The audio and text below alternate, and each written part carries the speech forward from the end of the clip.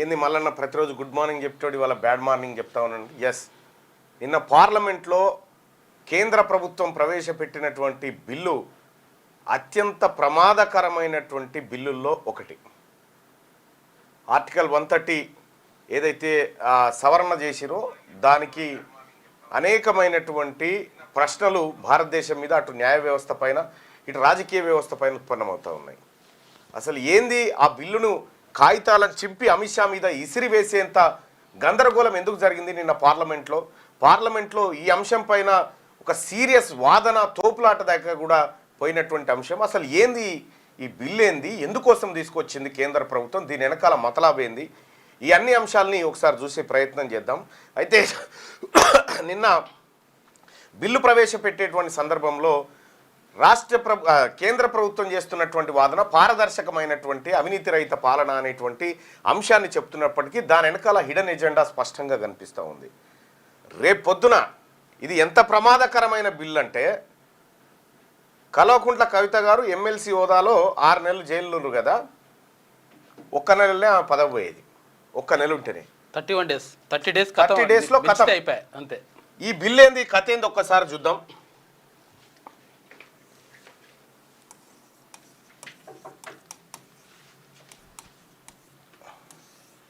ఇక్కడ ఆర్టికల్ 130ని సవరిస్తూ ఏది కేంద్ర ప్రభుత్వం బిల్లు తీసుకొచ్చింది. అంటే దీంట్లో సవరణ అంటే దీంట్లో చాలా అంశాలు ఉన్నాయి.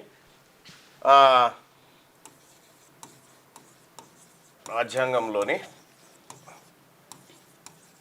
ఆర్టికల్ 75, ఓకే రైట్, భారత రాజ్యాంగంలోని ఆర్టికల్ 164, తర్వాత భారత రాజ్యాంగంలోని ఆర్టికల్ 129, ఒక్క నిమిషం ఇప్పుడు చెప్తా, 139 సారీ 139 AA. ఏంటి ఇవి ఏంటి అంటే, భారత రాజ్యాంగంలోని ఆర్టికల్ 75 ఏంటంటే ప్రధానమంత్రుల నియామకం, మంత్రిమండలి నియామకం అది రాష్ట్రపతి చేత నిర్వహించబడేటువంటి. ఆర్టికల్ 164 ఏంటంటే రాష్ట్ర ముఖ్యమంత్రిని గవర్నర్ నియమించడం, మంత్రులను కూడా నియమించడం, మంత్రిమండలంతా గవర్నర్ చేతుల్లో పనిచేయడం అనేటువంటిది ఇది.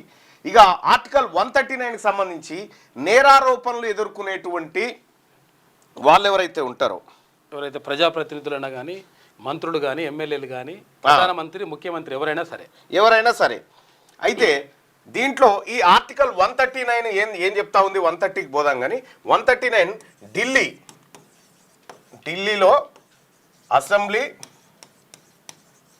గవర్నర్ అనే అంశాలు. ఎందుకు ఢిల్లీకి సపరేట్గా అంటే, ఢిల్లీ కేంద్ర పాలిత ప్రాంతము, అక్కడ లెఫ్టినెంట్ గవర్నర్ ఉంటారు, కానీ అసెంబ్లీ ఉంటుంది, రాష్ట్ర హోదాతో కూడినటువంటి కేంద్ర పాలిత ప్రాంతం కాబట్టి ఈ అంశం ఉంటుంది. అయితే ఇక్కడ మంత్రుల నియామకం, ముఖ్యమంత్రుల నియామకం వీటన్నిటిని సవరిస్తూ దీంట్లోనే అవినీతికి పాల్పడితే తొలగించి పదవీ చిత్తులను చేసేటువంటి కార్యక్రమం ఉంది. దీంట్లో ఇప్పుడు ఆర్టికల్ 130ని తీసుకొచ్చారు. 130 సవరణ చేసి నిన్న ఏం పెట్టిరు బిల్లు అని అంటే, ఇప్పుడు వీళ్ళున్నట్లో మొన్న అరవింద్ కేజ్రీవాల్ అరెస్ట్ అయింది కదా. అరవింద్ కేజ్రీవాల్ ఢిల్లీ సీఎంగా ఉండి జైల్లో ఉన్నాడు. మనీష్ సిసోడియా ఉన్నాడు అప్పుడు, వాళ్ళు వేరు. సీఎంది తీసుకుంటే అరవింద్ కేజ్రీవాల్ పైన ఎన్ఫోర్స్మెంట్ డైరెక్టరేట్ ఆరోపణ చేసింది లిక్కర్ స్కామ్లో ఉన్నాడు అని చెప్పి ఆయనను జైలుకు పంపింది. సో ఆయన లిక్కర్ స్కామ్లో ఉన్నాడా లేదా, నేరం చేసిండా లేదా అనేది కోర్టులు నిరూపించాలి, రుజువు అయిన తర్వాత కోర్టులు నిరూపించాలి. కానీ ఇప్పుడు తెచ్చిన బిల్లు ఏంటంటే కోర్టులతో పని లేదు. నిన్ను ఈడీ అరెస్ట్ చేసి 30 రోజులు జైల్లో పెట్టింది కదా, బస్ నువ్వు నీ పదవి పోయినట్టే. జస్ట్ ఆరోపణ చేస్తే నీ పదవి పోయినట్టే, గతే అంతే. 30 రోజులు బెయిల్ రాకుండా ఆపగలిగితే నీ పదవి పోయినట్టే. ఇగో ఇంతటి దుర్మార్గమైనటువంటి బిల్లు. దీని ద్వారా ఇప్పుడు కేంద్రం ఏం చేస్తుంది, అక్రమ కేసులు పెట్టే ప్రయత్నం చేస్తుంది. కేంద్రం ఏం చేస్తుంది, రాష్ట్రాలు విపక్షాలు ఉన్నాయి కదా, విపక్ష ప్రభుత్వాలు ఉంటాయి కదా రాష్ట్రాల్లో, ఈ విపక్ష ప్రభుత్వాలకు ఏం చేస్తుంది కేంద్రం? సపోజ్ ఇక్కడ రేవంత్ రెడ్డి గారు ఉన్నారు, సరే ఆయన అంటే ఆర్ఎస్ఎస్ మనిషి, జర మోడీకి దగ్గర, అది వేరే అనుకో. ఇక్కడ తమిళనాడులో స్టాలిన్ ఉన్నాడు.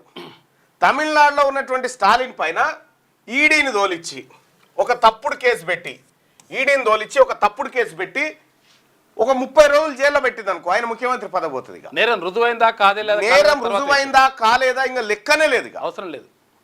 అంటే కేంద్రం తలుసుకుంటే రాష్ట్రాలన్నీ కూడా ప్రభుత్వాలు మార్చేయచ్చు, ఉన్నోని గద్దె దించవచ్చు, ఏదైనా చేయొచ్చు, న్యాయ వ్యవస్థతో ఎలాంటి సంబంధం లేకుండా. ముఖ్యమంత్రిని తీసుకొని జైల్లో పెట్టొచ్చు. ముఖ్యమంత్రిని తీసుకుపోయి జైల్లో పెడితే కథమే, 30 రోజులలో పోతుంది కథం. అయితే ఇక్కడ ఈ ప్రభుత్వం తీసుకొచ్చినటువంటి బిల్లు ద్వారా ఏం జరుగుతుందంటే, సపోజ్ ఒక నరేంద్ర మోడీ గారు ఒక స్టాలిన్ పైన ఈడీ కేసు పెట్టిండు.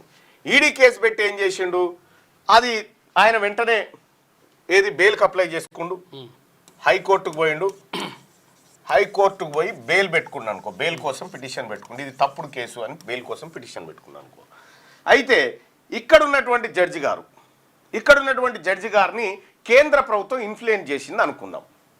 జడ్జిని మేనేజ్ చేసింది, అతనికి బెయిల్ ఇవ్వద్దు 30 రోజుల దాకా అని మేనేజ్ చేసింది అనుకుందాం. అప్పుడు 30 రోజులు ఈ బెయిల్ పిటిషన్ వేయంగానే కరెక్ట్గా వారం లోపల విచారణ జరుగుతుంది. వారం లోపు విచారణ జరిగిన తర్వాత జడ్జి గారు ఇద్దరి వాదనలు వింటాడు. ఇద్దరి వాదనలు విన్న తర్వాత తీర్పును రిజర్వ్ చేస్తున్నా అంటాడు. అంతే. ఈ తీర్పును 30 రోజుల కంటే ఎక్కువ రిజర్వ్ చేసింది అనుకో, 30 రోజులు దాటి 31 రోజు అయిందంటే కథం పదవి పోతుంది. అంటే ఒక వ్యక్తి తలుసుకుంటే ఈ రాష్ట్రంలో ప్రభుత్వం కూలిపోతుంది. అయితే గతంలో ఇట్లా లేకుండే నిరూపణ కావాలి, కోర్టులు నిరూపించాలి దోషి అని. కానీ ఈ ఆర్టికల్ 130 ద్వారా 5 సంవత్సరాలు లేదా అంతకంటే ఎక్కువ, 5 సంవత్సరాల పైన ఉంటే కథమిగా అంతకంటే ఎక్కువ శిక్షార్హమైన నేరాలలో అరెస్ట్ అయితే, శిక్షార్హమైన నేరాలలో అరెస్ట్ అయి 30 రోజుల పాటు జైల్లో ఉంటే పదవి పోతుంది. చాలా ఈజీ, అది పెద్ద విషయమే కాదు. ఇప్పుడు అనవసరంగా కేసు పెట్టారు మన మీద. ఇప్పుడు ఇది కేంద్ర ప్రధానమంత్రికి వర్తిస్తుంది, కేంద్ర మంత్రులకు వర్తిస్తుంది. ఆ తర్వాత ప్రధానమంత్రి కేంద్ర మంత్రులు వాళ్ళ మీద వాళ్ళు చేసుకోగలుగుతారా? వాళ్ళు ఇన్ఫ్లుయెన్స్ చేస్తారు. కాబట్టి కేంద్ర ప్రభుత్వానికి ఏం పెద్దగా ముప్పు లేదు. ముప్పున్నదల్లా రాష్ట్రాల ప్రభుత్వానికి. ఇది సమాఖ్య ప్రభుత్వం మనది. ఈ సమాఖ్య స్ఫూర్తికి విరుద్ధం ఇది. రాజ్యాంగబద్ధంగా రాజ్యాంగాన్ని మొత్తం తుంగలో దొక్కే కుట్ర అని చెప్పి నిన్న విపక్షాలు గందరగోళం సృష్టించినాయి పార్లమెంట్లో. ఈ బిల్లు అత్యంత ప్రమాదమైంది అనేది స్పష్టంగా అర్థమవుతుంది. దీనివల్ల నువ్వు అస్థిరపరచదలుచుకుంటే కథంగా అనుకుంటే చేరితే ఏరు, లేకపోతే నేను జైలుకు పంపి నీ పదవి తీసేస్తా, 31 రోజులు లోపల పెడతా నిన్ను. ఇదివరకు ఎట్లుండే, నువ్వు నా మీద కేసు పెడితే పెట్టుకొని న్యాయస్థానంలో తెలుసుకుంటా అనేది. ఇప్పుడు ఆ పరిస్థితి లేదు. 30 రోజుల పాటు నువ్వు జైల్లో కస్టడీలో ఉన్నావంటే చాలు. దీనికి ఏ సిద్ధాంతం మీద తీసుకొచ్చిరు దీన్ని అంటే,